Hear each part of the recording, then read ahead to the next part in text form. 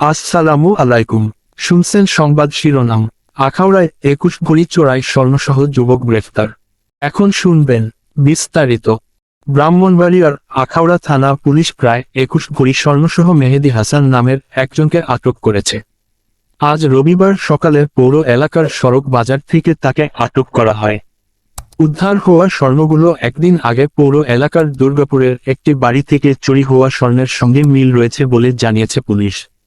আখাউড়া থানার ভারপ্রাপ্ত কর্মকর্তা ওসি মোহাম্মদ শমিউদ্দিন জানান, মেহেদী হাসান নামে ওই যুবক স্বর্ণ বিক্রির জন্য ঘোরাঘুরির খবরে পেয়ে আটক করা হয়।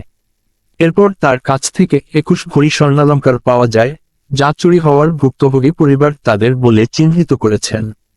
ওই বাড়ি থেকে প্রায় 40 ভরি স্বর্ণ চুরি হয় বলে থানায় লিখিত অভিযোগ করা হয়েছে। তিনি আরও জানান, তদন্ত করে ওই যুবকই চুরি করেছেন বলে নিশ্চিত হওয়া গেছে। তবে বিকেল নাগাদ জিজ্ঞাসাবাদে তিনি নিজে চুরির কথা স্বীকার করছেন না। 5 দিনের রিমান্ড আবেদন করে তাকে ব্রাহ্মণবাড়িয়ার আদালতে পাঠানো হবে। মেহেদী হাসানের বাড়ি কসবা উপজেলার গোপীনাথপুর গ্রামে। পুলিশ ও এলাকাবাসীর সঙ্গে কথা বলে জানা গেছে, দুর্গাপুরের টিপু মিয়ার বাড়ির দোতলা থেকে গত শুক্রবার রাত থেকে শনিবার সকাল 8টার মধ্যে কোনো এক সময় চুরি হয়।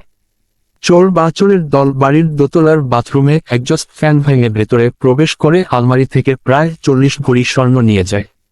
এই ঘটনায় টিপু মিয়ার স্ত্রী শান্ত আক্তার থানায় লিখিত অভিযোগ করে। রবিবার সকালে পুলিশ খবর পায় যে এক যুবক স্বর্ণ বিক্রির জন্য কাঁধে ব্যাগ নিয়ে ঘুরছেন। চুরির ঘটনাস্থল থেকে আনুমানিক 3 কিলোমিটার দূরে সড়ক বাজার এলাকায় তিনি বিক্রির চেষ্টা করছিলেন। এই সময় তাকে সন্দেহভাজন হিসেবে আটক করে তল্লাশি চালালে প্রায় 21 ভরি স্বর্ণ উদ্ধার করা সম্ভব হয়।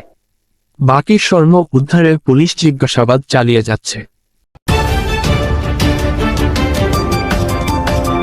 ব্রাহ্মণবাড়িয়া 24.নিউজ।